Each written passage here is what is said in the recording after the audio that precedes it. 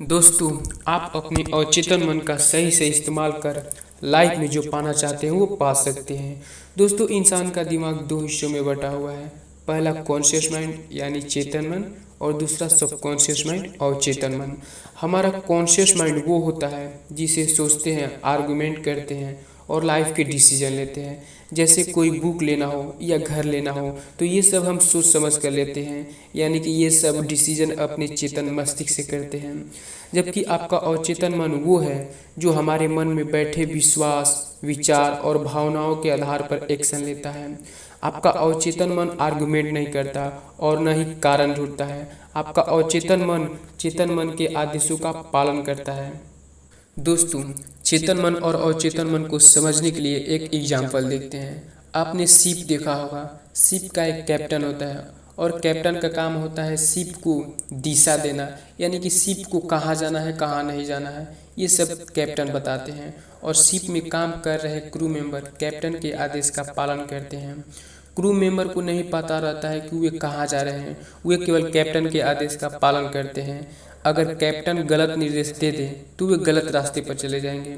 जहाज में काम कर रहे क्रू मेंबर कैप्टन को पलट कर जवाब नहीं देते, केवल वे आदेश का पालन करते हैं। ठीक इसी प्रकार आपका चेतन मन एक कैप्टन की तरह है और अवचेतन मन जहाज में काम कर रहे क्रू मेंबर की तरह। आपका अवचेतन मन केवल आदेश का पालन करता है, जैसे इसे कहा जाता है। दोस्तों, अगर बार बार आप बोलते हैं कि मैं ये नहीं कर सकता, मैं फेल हो सकता हूँ, मैं स्वस्थ नहीं हूँ, मैं कमज़ोर हूँ, तो सच में आप वैसा ही खुद को महसूस करने लगते हैं। ऐसा इसलिए होता है क्योंकि आपका अवचेतन मन इन बातों को एक्सेप्ट करता है और आपको वैसा ही बना देता है जैसा आप सोच रहे होते हैं। आपके अवचेतन मन को इस बात से कोई फर्क नहीं पड़ता कि आपका विचार अच्छा है या बुरा। मेरा कहने का मतलब ये है कि आपके अवचेतन मन को सही और गलत की जानकारी नहीं होती है।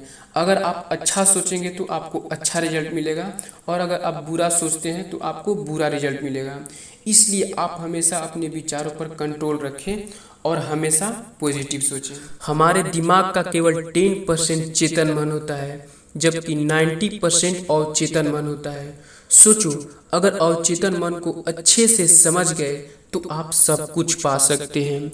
दोस्तों, जितने भी सक्सेसफुल लोग हैं उन्हें अवचेतन मन की गहरी समझ और जानकारी होती है, तभी आज के डेट में वो सक्सेसफुल हैं। दोस्तों, आप भी अपने विचारों को बदलकर आप अपना भाग्य बदल सकते हैं। दोस्तों, अब जानते हैं कि कैसे आप अपने सबकॉन्शियस माइंड का इस्तेमाल करके जो चाहे वो पा सकते हैं।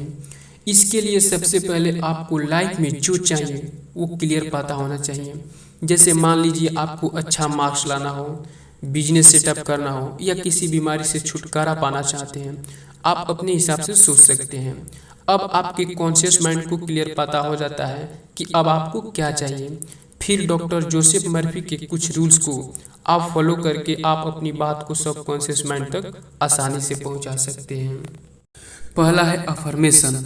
आपको जो भी चाहिए उसे पेपर पर पहले लिख लीजिए और रोज रात में सोने से पहले उस बात को रिपीट करना है जो आपने पेपर पर लिखा था। अगर आप उस बात को बार बार रिपीट करते हैं तो आपकी बात आपके सबकॉन्शियस माइंड तक पहुंच जाती है। दोस्तों, जब आप सोते हैं तब आपका कॉन्शियस माइंड काम नहीं करता है, जबकि आपका सबकॉन्शियस माइंड 24 आवर काम करता है। और फिर रोज सुबह उठने के बाद उसी बात को रिपीट करना है, क्योंकि सुबह जगने के आधे घंटे तक आपका कॉन्शियस माइंड इनएक्टिव रहता है, यानी हमारे दिमाग में जो फालतू के विचार चल रही होती है वो बहुत मिनिमम होता है।